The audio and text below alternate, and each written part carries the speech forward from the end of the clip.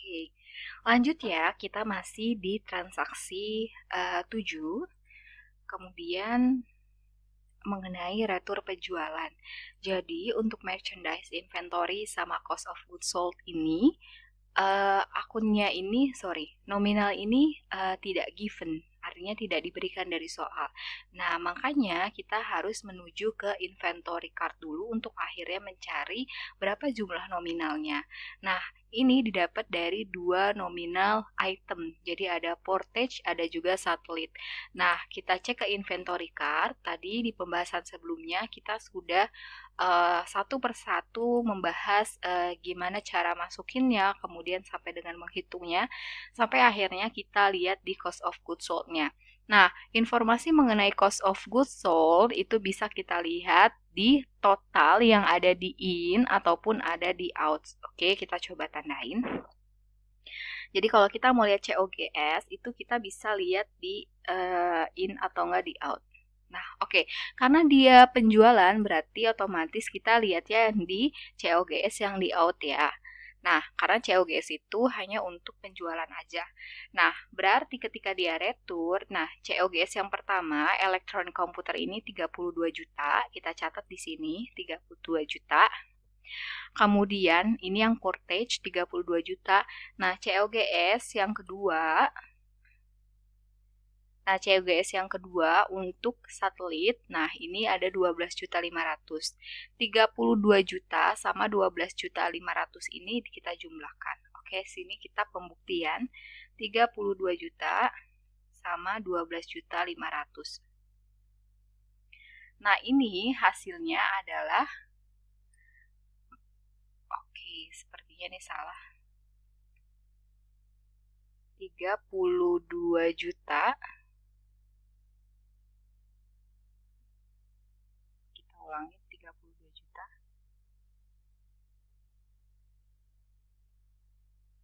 32 juta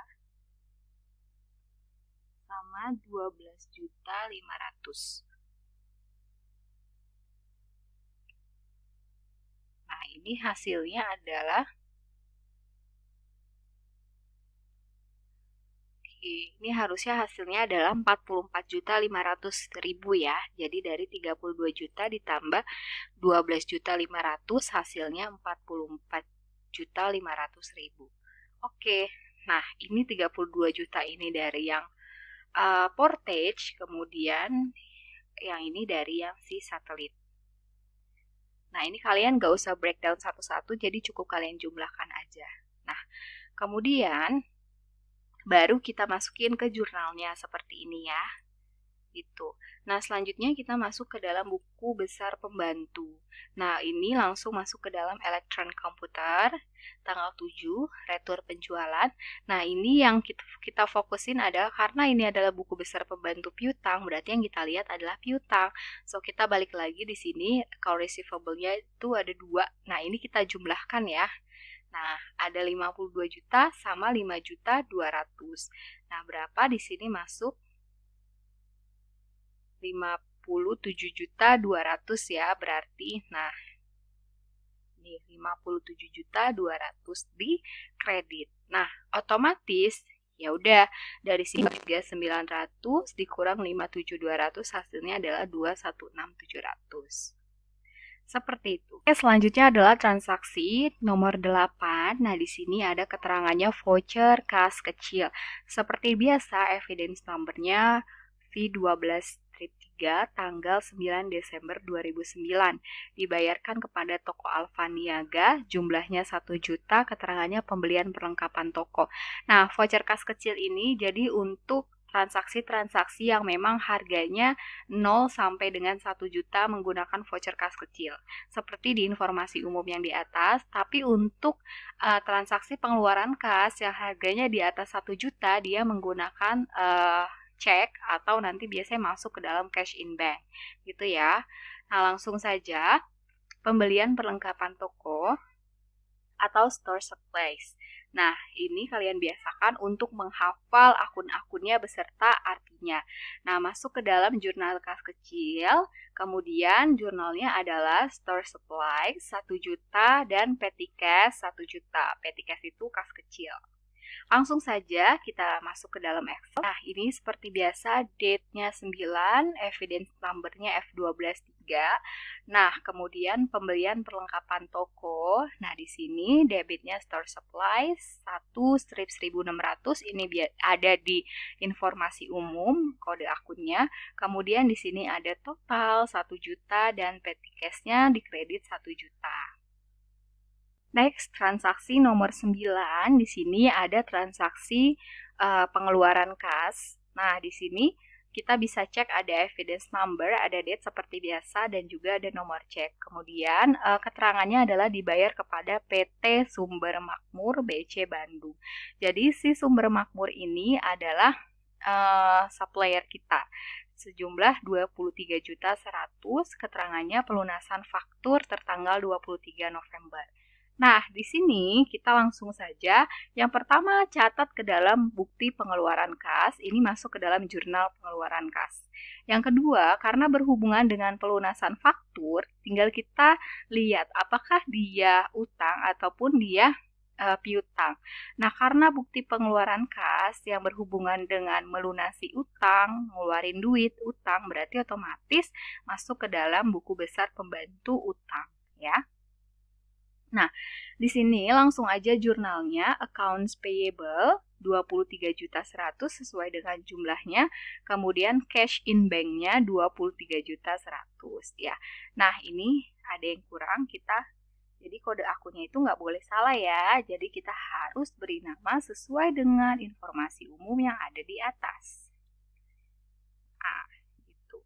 Langsung saja masuk ke dalam. Nah, ini tanggal 9 BKK 12.3. Nah, karena berhubungan dengan utang piutang seperti biasa, maka yang dicantumkan adalah nama PT ataupun nama toko. Jadi wajib ya. Kemudian cek numbernya kalian wajib tulis karena udah ada informasinya. Kemudian account payable-nya 23.100.000 dan cash in bank-nya 23.100.000. Nah, langsung aja kita masuk ke buku besar pembantunya.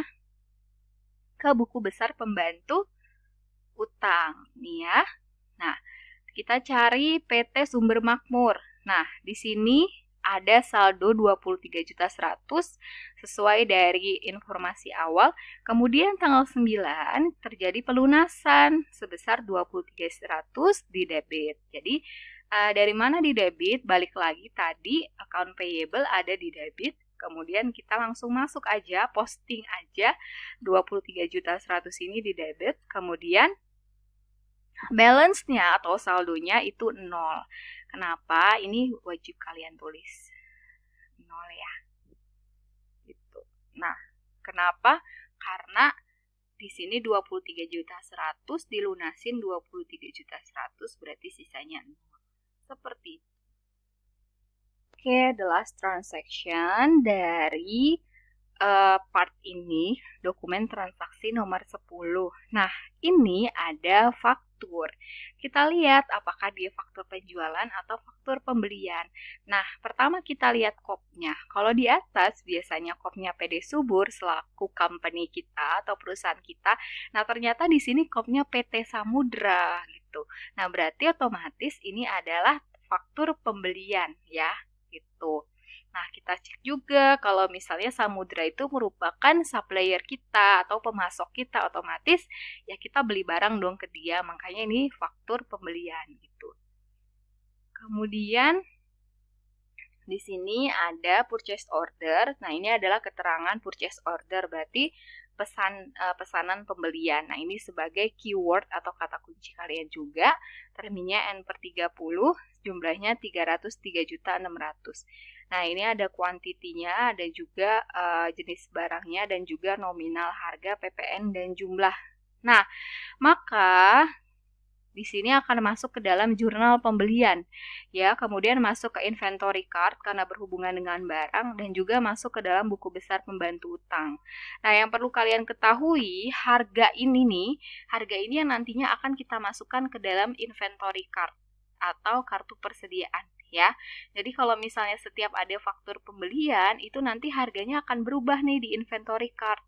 Karena kan harganya harus kita sesuaikan dengan harga beli supaya kita nggak rugi. Kalau misalnya jual biasanya kita pakai harga pokok penjualan. Nah, kalau beli berarti nanti harganya akan disesuaikan lagi dengan harga beli kita supaya kita nggak rugi. Gitu. Langsung saja. Di sini jurnalnya itu ada merchandise inventory. Nah, di sini untuk transaksi faktur pembelian ini agak tidak terlalu rumit dibandingkan penjualan. Kenapa? Karena tidak ada COGS-nya. Gitu. Kalau cost of goods sold itu hanya untuk penjualan, tapi kalau misalnya pembelian itu cukup menambah persediaan barang dagang. Kemudian ada PPN in. Nah, PPN in ini artinya untuk pembelian ya. Kemudian accounts payable di sini ada 303.600. PPN in itu untuk barang masuk atau ketika kita beli. Sedangkan kalau PPN out itu untuk barang keluar atau ketika kita jual. Oke, langsung aja kita menuju ke purchase journal atau jurnal pembelian. Tanggalnya tanggal 10, evidence number-nya itu F05. Kemudian description-nya ini seperti biasa selalu ditulis nama toko atau nama PT. PT Samudra, inventory-nya 276 juta. Nah, kemudian ada PPN in-nya 27.600. Kemudian ada account payable-nya 330.600.000. Nah, setelah ini kita langsung menuju inventory card gitu. Nah, ini adalah inventory card yang pertama, tanggal 10 PT Samudra, kuantitinya 11, kemudian nah ini masuk ke dalam barang masuk atau in ya, karena kita ngebeli jadi masuk ke dalam barang masuk. Nah, di sini 16 juta, totalnya 176 juta didapat dari quantity dikali price. Nah, selanjutnya masuk ke dalam balance-nya, artinya tadi kan ini 14, kemudian kuantitinya 11. Nah, ditambah karena kan beli berarti lebih banyak kan. 14 tambah 11 25. Nah, kemudian ini harganya kita kosongin dulu seperti biasa. Nah, ini 400 juta didapat dari 224 juta ditambah 176 juta. 400 juta dibagi 25, hasilnya 16 juta. Nah, ini kebetulan harganya sama. Nah, biasanya tiap transaksi itu beda. Nah, kebetulan ini harganya sama. Bisa jadi ketika dia beli harganya naik nih jadi 17 juta. Berarti kan nanti penyesuaian harga di saldonya pun akan berbeda gitu. Nah, selanjutnya ini ada yang satelit M30 tanggal 10 seperti biasa PT Samudra masuk di barang masuk in 8 seharga 12.500, totalnya 100 juta. Nah, 12 ditambah 8 hasilnya 20 balance-nya. Kemudian seperti biasa harganya itu kita kosongin dulu. Nah, kalian ngerjainnya dari 150 juta ditambah 100 juta, kemudian sama dengan 250 juta. Baru deh dari 250 juta ini dibagi 20. Nah, hasilnya adalah 12.500. Kebetulan juga ini harganya sama. Biasanya di tiap transaksi itu ketika dia beli, harganya beda. Bisa jadi ini harganya 13 juta. Otomatis berarti di price balance yang di saldonya ini bisa jadi berubah, enggak 12.500 lagi, bisa jadi 12,7, 12,6 dan sebagainya. Gitu ya. Nah, selanjutnya masuk ke dalam buku besar pembantu. Nah, tadi PT Samudra itu masuk ke dalam buku besar pembantu utang ya. Tanggal 10 pembelian, nah masuk kredit 303.600.